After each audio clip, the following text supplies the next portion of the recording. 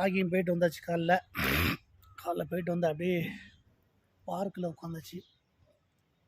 Park எப்படி இருக்குன்னு பாருங்கள். கெஸ்ட் ஹவுஸ்குள்ளே பார்க் இது, நல்லாயிருக்கும். எப்படி இருக்குங்க பார்க்கு,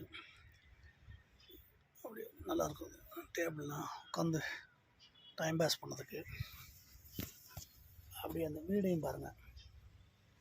வீடுனா கெஸ்ட் ஹவுஸ், நம்ம ஊரில் வீடுங்க கெஸ்ட் ஹவுஸ். அது வாடகைலாம் கம்மி தான், 1,50,000 ரூபா வாடகை ஒரு நாளைக்கு. சினிமா ஆக்டர் தங்குத இடம்ல, அதனால் வந்து வாடகை கம்மியான வாடகை தான்.